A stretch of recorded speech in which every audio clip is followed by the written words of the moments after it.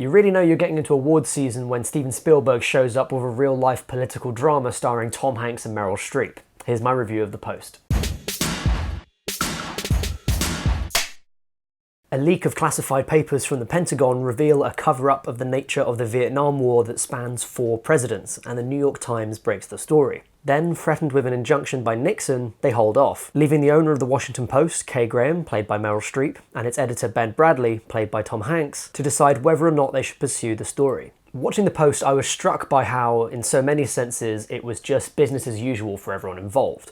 And that's not like that's a bad thing. After all, you're talking about Steven Spielberg here, one of the most influential filmmakers of the American school, and it feels like Spielberg in lots of ways. Although it's quiet and mostly just people sat behind their desks in rooms, the camera continuously pushes in on their faces to make emotional points. That's the Spielberg push, everyone knows it. Not only that, but you have Tom Hanks and Meryl Streep, 2 actors who are extremely good and certainly very well regarded, at the top of their game here, really. Streep is excellent. She's sort of the quiet centre of the film as this very principled woman whose principles are slightly old-fashioned and probably a little bit behind the times, especially with this new modern world that they're pushing into, while at the same time she is herself quite a modern person in terms of her political views and in terms of her being the first female editor of a major American newspaper. As for Hanks, he's this bullish, ambitious newspaper editor, and I like Tom Hanks in his soft, nice roles, but I think he's really good when he has something to bite down on and be a little bit nasty. Maybe not Cloud Atlas all the time, but it is nice to see him do something here where he's not just this soft, cozy paternal figure. The story pushes on at an impressive pace. I'm always a little bit worried about newspaper films because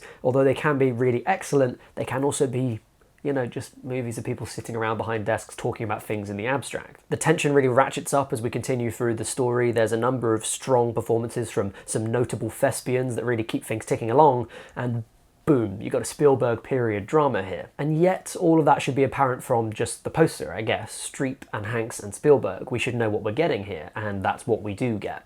Is there anything to the film apart from being a admittedly very well told version of a set of factual events? It can be tough to place the appeal of a really factual movie like this one. It doesn't quite have the extreme slavish attention to detail and investigative thrust of something like Zodiac by David Fincher. And it also doesn't have that invitation to a wider context that a movie like Spotlight really benefits from. That's not to say it has no context, far from it. I think, unsurprisingly, it's a very rousing call for press freedom, which has some extremely pointed relevance today. In the context of Trump and the lead up to the election campaign, which is probably about when this film entered pre-production, it's hard not to see this, especially coming from a director and 2 actors who aren't exactly known for being quiet about their political points of view, as being anything other than a sort of attempt to call for some more civility in terms of how we deal with the press. But one thing that surprised me is that the film isn't really targeted just as a political narrative, or even mainly as a political narrative, but instead it's more about the possibility of failure for the Washington Post and about the slightly difficult position that Kay Graham's in as she's just trying to bring the company public, you know, sell its stocks on the market, and Ben Bradley struggled to turn the paper into more than just a really big local paper that happens to cover national politics. So it becomes not just a story about the ethics of government, but about the ethics of journalism as well. So Streep's intertwined relationships with people who are, in lots of ways, the actual subjects of the stories that her paper are running at the time is a big plot strand in the film, and that's, you know, still a political issue today. That kind of stuff is still very notable and important. Now, by separating out the business struggles of the Post from the political point of the film, it does mean I think the film's going to age a little bit better than it would have done if it was more pointed, if it was more didactically anti-Trump, or at least anti-Trumpian politics, which of course have been around way before him and will be around after him as well. But the problem with doing that is that it also robs the film of a little bit of its outside context, both in its production and in the political sense of the time. And also it means it leans a lot of its dramatic weight on whether or not you care about the Washington Post succeeding and the woman who inherited it getting